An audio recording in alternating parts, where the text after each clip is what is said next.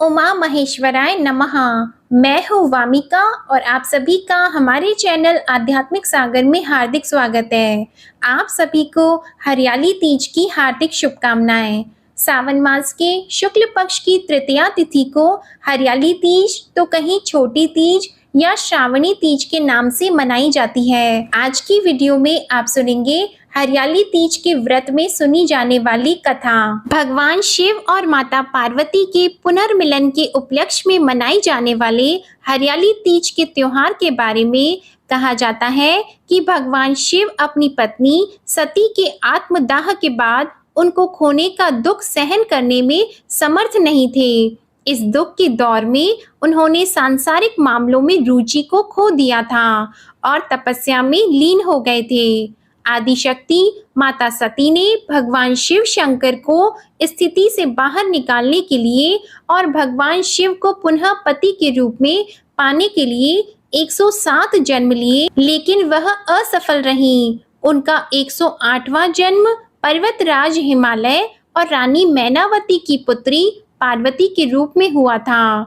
अपने 108वें जन्म में मां पार्वती के कठोर तप से प्रसन्न होकर सावन मास की शुक्ल पक्ष की तृतीया को भगवान शिव माता पार्वती के साथ विवाह करने के लिए तैयार हो गए थे। तभी से ऐसी मान्यता है कि इस व्रत को करने से मां पार्वती प्रसन्न होकर अखंड सुहाग का आशीर्वाद देती हैं। तीज के दिन महिलाएं शिव और पार्वती का पूजन करती हैं और बिना खाए पिए पूरा दिन व्यतीत करती हैं। फिर अगले दिन सुबह स्नान और पूजा के बाद व्रत पूर्ण करके भोजन को ग्रहण करती है। तो आइए अब सुनिए हरियाली तीज की व्रत कथा। एक बार भगवान शिव ने जन कल्याण के लिए मां पार्वती को उनके कठिन तपस्या का स्मरण कराते हुए तीज की कथा सुनाई थी। भगवान शिव कहते हैं, हे गौरी, पर्वतराज हिमालय पर गंगा के किनारे तुमने अपनी बाल्य अवस्था में अधोमुखी होकर कठिन तप किया था। इस अवधि में तुमने अन्न न खाकर केवल हवा और सूखे पत्तों का सेवन किया था। माघ मास की शीतलता में तुमने निरंतर जल में प्रवेश करके तप किया और वैशाख की जला देने वाली गर्मी में पंचाग्नि से शरीर को तपाया था। श्रावण मास की मूसलाधार वर्षा में खुले आसमान के नीचे बिना अन्न और जल ग्रहण किए तुमने समय व्यतीत किया। तुम्हारी इसी कष्टदायक तपस्या को देखकर तुम्हारे पिता बहुत दुखी हुए और नाराज होते थे। तब एक दिन तुम्हारी तपस्या और तुम्हारे पिता की नाराजगी को देखकर नारद जी तुम्हारे घर पधारे।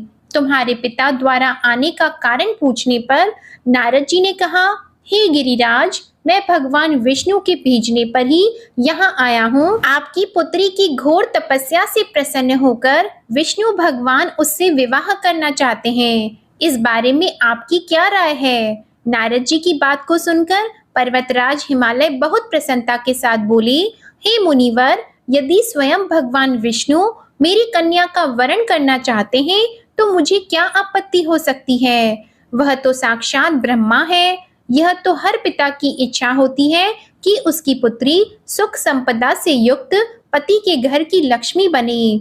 नारद जी तुम्हारे पिता की स्वीकृति पाकर विष्णु जी के पास गए और उन्हें विवाह तय होने का समाचार सुनाया। परंतु जब तुम्हें इस विवाह के बारे में पता चला तो तुम्हें बहुत दुख हुआ। तुम्हें इस प्रकार से दुखी देखकर तुम्हारी एक सहेली ने दुख का कारण पूछा। तब तुमने बताया कि मैंने सच्चे मन से भोलेनाथ का वरण किया है, परंतु मेरे पिताजी ने मेरा विवाह विष्णु जी के साथ तय कर दिया। मैं धर्म संकट में हूँ। अब मेरे पास प्राण त्याग देने के अलावा और कोई उपाय नहीं बचा है।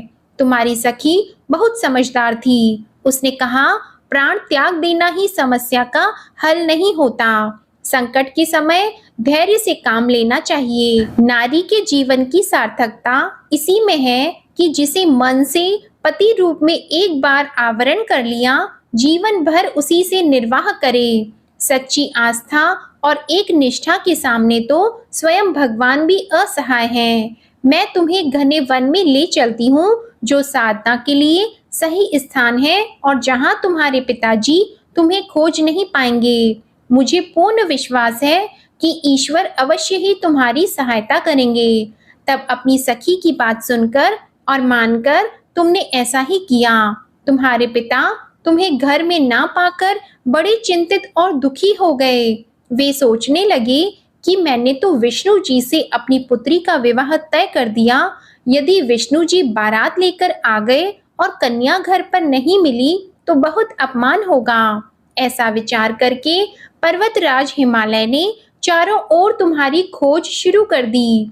इधर वह सब तुम्हें खोजते रहे और उधर तुम नदी के किनारे एक गुफा में मेरी आराधना में लीन रहने लगी। श्रावण मास की शुक्ल पक्ष की तृतीया तिथि को हस्त नक्षत्र के समय तुमने मिट्टी के शिवलिंग का निर्माण किया और रात भर मेरी स्तुति में गीत गाकर जागरण किया। तुम्हारी इस कठोर तपस्या के प्रभाव से मेरा आसन हिलने लगा और मैं शीघ्र ही तुम्हारे पास पहुंच गया और तुमसे वर मांगने को कहा। तब अपनी तपस्या के फलस्वरूप मुझे अपने सामने पाकर तुमने कहा, मैं सच्चे मन से आपका पति के रूप में वरण कर चुकी हूँ। यदि आप मेरी तपस्या से प्रसन्न होकर यहाँ पधारे हैं तो मुझे अपनी अर्धांगिनी के रूप में स्वीकार कीजिए। तब मैं तथास्तु कहकर कैलाश पर्वत पर लौट गया। सुबह होते ही तुमने पूजा की सारी सामग्री नदी में प्रवाहित करके अपनी सखी के साथ व्रत का पारण किया। उसी समय पर्वतराज हिमालय अपने बंधु और बांधवों के साथ तुम्हें खोजते हुए वहां पर पहुंच गए। तुम्हारी दशा को देखकर वे बहुत दुखी हुए और तुम्हारी इस कठोर तपस्या का कारण पूछने लगे। तब तुमने कहा, पिताजी, मैंने अपने जीवन का अधिकांश समय कठोर तपस्या में बिताया है। मेरी इस तपस्या का उद्देश्य भगवान शिव को पति के रूप में प्राप्त करना था और आज मैं अपनी तपस्या की कसौटी पर खरी उतर चुकी हूँ। आज मेरी तपस्या सफल हो गई है क्योंकि आप मेरा विवाह विष्णु जी के साथ करने का निश्चय कर चुके थे। इसलिए मैं अपने आराध्य की तलाश में घर से निकल गई। अब मैं आपके साथ इसी शर्त पर चलूंगी कि आप मेरा विवाह भगवान शिव के साथ करेंगे। तब पर्वतराज हिमालय ने तुम्हारी इच्छा को मान लिया और तुम्हें घर वापस ले गए। कुछ समय बाद उन्होंने पूरे विधि और विधान के साथ हम दोनों का विवाह करवाया।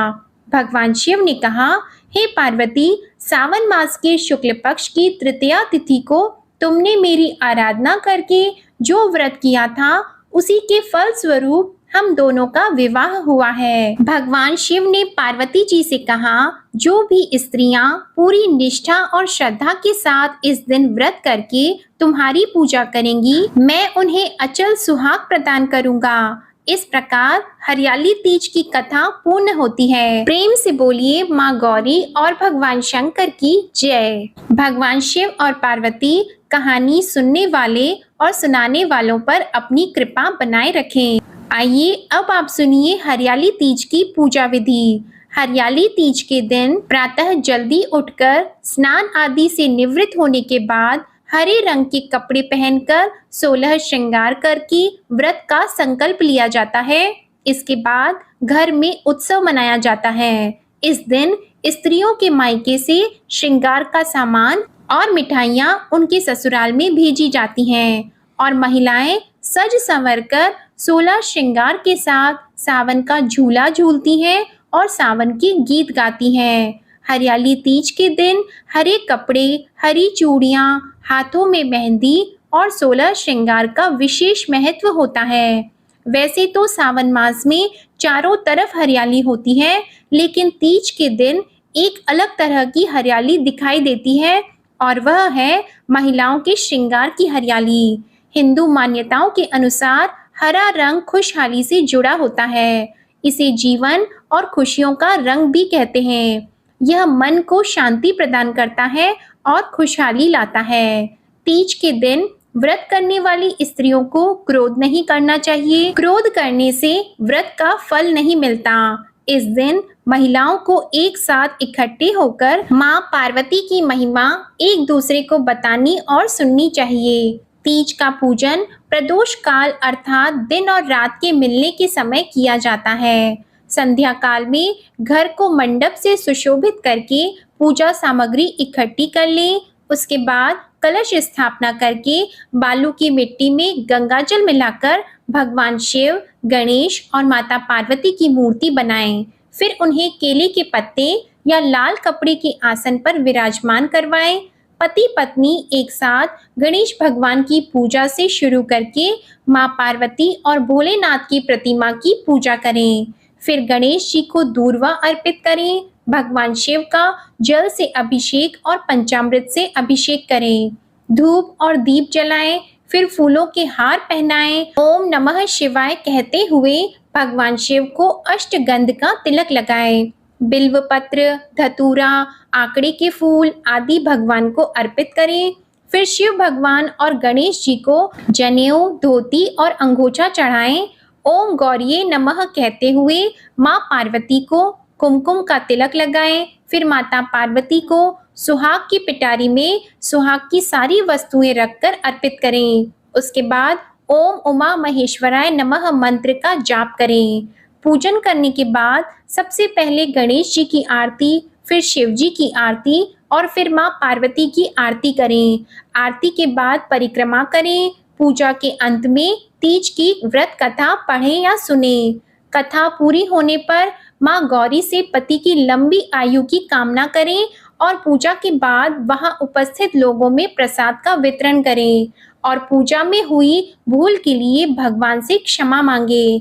पौराणिक मान्यताओं के अनुसार जो भी स्त्रियां तीज का व्रत करती हैं, उन्हें रात को नहीं सोना चाहिए और जागते हुए भगवान शिव और माता पार्वती का भजन और कीर्तन करना चाहिए। अगले दिन सुबह माँ गौरी से सुहाग लेने के बाद व्रत को खोलने, रात को माता को चढ़ाए गए फल, पकवान, मेवा और मिठाई से पारण करना चाहिए और व्रत का पारण करने के लिए सुबह जल्दी उठकर नहा धोकर गणेश जी को नमस्कार करें।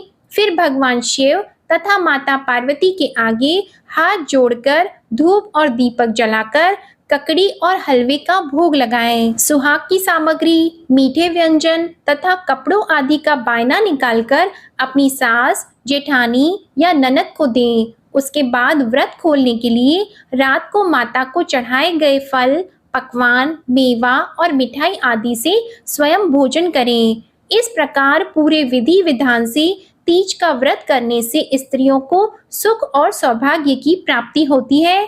व्रत पूर्ण होने के बाद पूजा में प्रयोग की गई सामग्री को एकत्रित करके पवित्र नदी या कुंड में विसर्जित कर दें। आशा करती हूँ आप सभी का हरियाली तीज का व्रत सफल हो। प्रेम से बोलो शिव परिवार की जय। आपको ये वीडियो पसंद आई हो तो इसे लाइक करें, शेयर करें और कमेंट में भगवान भोलेनाथ और माता पार्वती की जय लिखना मत भूलिएगा। धन्यवाद।